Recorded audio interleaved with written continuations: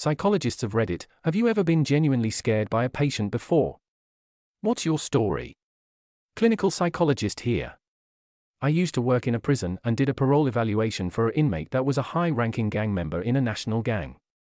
By his account, he was the highest ranking in the state. In fact, he was placed in that prison to hold his people accountable and keep the peace. He had a long violent record and was, in my opinion, a genuine psychopath.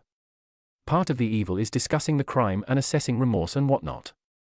He was so clinical in his description of how he tortured and left this guy to die over an unpaid debt. Lie by the sword, die by the sword was his phraseology for the act. Like it was nothing. He was also very nonchalant about his ability to take care of his business while inside. I believed him. He had only spent 18 months of his last 15 years outside of prison. My recommendation was not to parole him. There were various factors that I gave, and in the end the parole board went with my recommendation. So the part that actually scared me, this was my first parole evil, was this guy's ability to affect the world outside. He could have sent someone to my house if he wanted to. I had no doubt about that. More experienced psychologists told me not to worry about it. That he knew the score and wouldn't take it personally. I had a hard time buying it. I was running a long-term offender group a few months later and he was part of it. After the first group, I pulled him aside and asked if we were good. He smiled at me and told me not to worry. I did my job and he didn't blame me for writing what I did because it was true. He went on to be a really insightful and active group member. Therapist in training, and my tutor, who is a childhood abuse and trauma specialist, tells some horror stories. The one that stood out for this question was a guy in his mid-40s who had lived most of his life with extreme paranoia, that his parents were sending people to get information from him to blackmail him with. This guy was extremely unstable and was legally obligated to go to therapy after committing some petty theft, because he believed his parents were tracking his money. Anyway, he'd been going for about 6 weeks and he began to talk about a plan for the future. He was kind of vague, but said he had worked out a way to break free from his childhood and move forward. My tutor was apprehensive, but hopeful. He had been making good progress in the previous sessions. Fast forward a week and this guy is back again. He's noticeably agitated and carrying a large sports bag. My tutor remarks that she's pleased to see him and likes his new bag. He breaks down. He confesses that he has a machete in the bag and had planned to kill everyone from his old life, starting with his therapist, so he could be free from his past, but she was very nice and would be hard to kill. My tutor politely excused herself and called the police. The guy was very compliant. He'd pretty much given up at that point, but the police confirmed he did indeed have a large machete in his bag, and his car was full of bin bags. She said that was the only time she felt she was close to dying, and says the moral of the story is to treat all your clients well, because you never know who's plotting your murder. When I was studying psychology my final year, I had the opportunity to meet with convicted felons. Essentially, I sat down and spoke to a man, in his 30s-ish, who was a sexual offender. He told me he used to marry women and then rape their young daughters, each was in the range of 6 to 7 years old. I listened to him explain it. It was literally my instructions not to judge them. I had to sign a waiver to not get emotional. So I asked him about the home life of those he abused. He'd say that some of the women he married had other children, and in one case there was an older sister who was 13, but he would never ever touch her.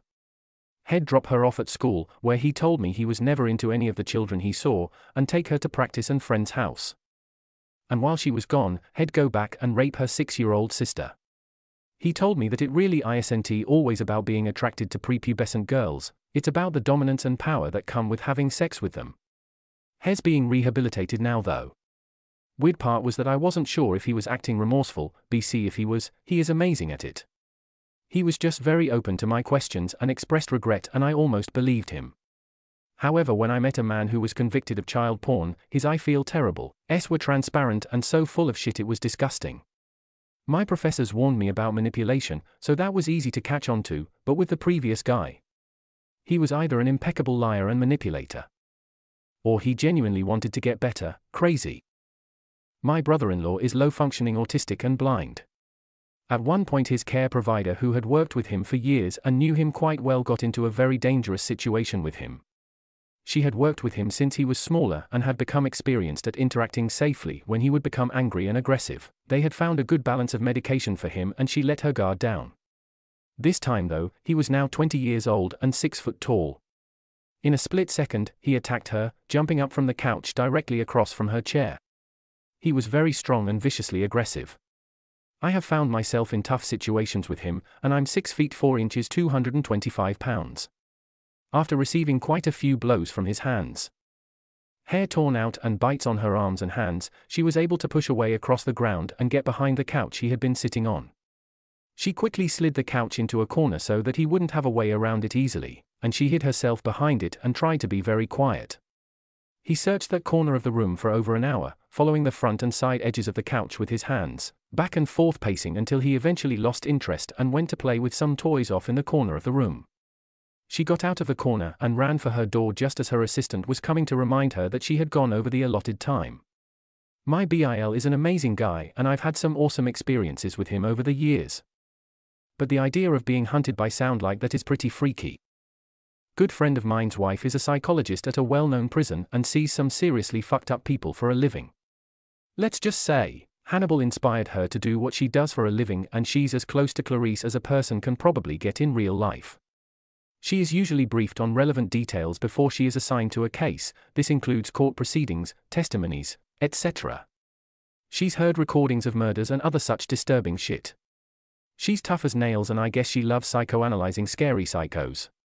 She had to be taken off a case because she was so uneasy, disturbed, and threatened by one of her clients. Apparently this guy was either a serial rapist or murderer. She couldn't give lots of details. But he has a victim profile and she fit it. He started to behave strangely towards her, trying to converse with her and get to know her.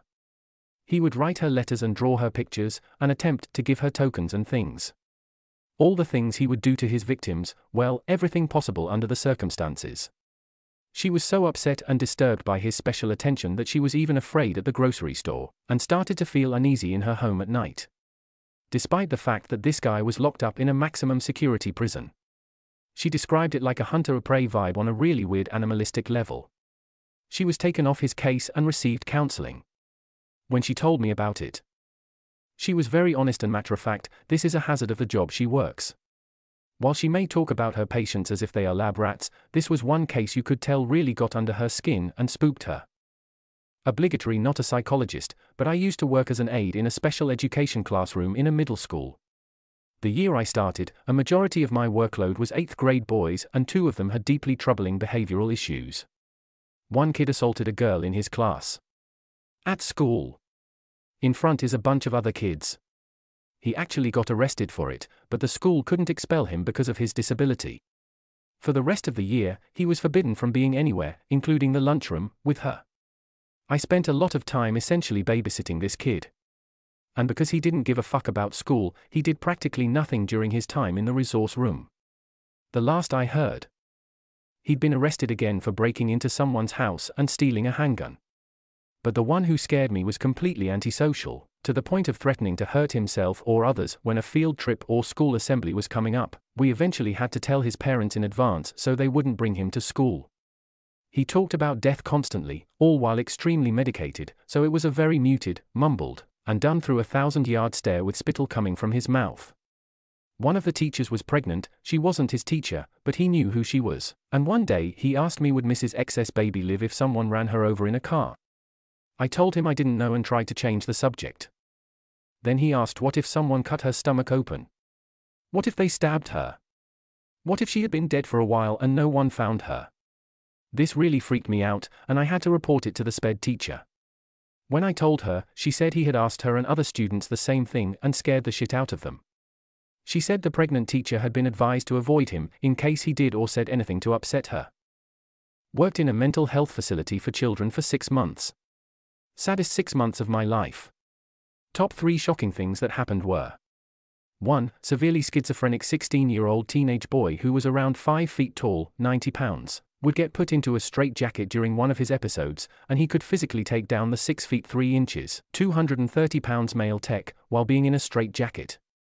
He would speak in voices that almost sounded demonic while doing it. It was horrifying. 2. Severely schizophrenic 17-year-old girl would hide in a corner, wait till her targeted worker would walk by, stick her hands down the front of her pants into her vagina, grab a handful of period blood, and smack us across the face with the blood. She did this to me more than once, and I had to go to the hospital more than once, during work hours, to get tested, especially when the blood would get close to our mouths and eyes. 3. Very sweet, but very non-verbal 13-year-old boy would masturbate, constantly. Constantly. Pants down, penis out, masturbating, all day, all night, in front of everyone and anyone.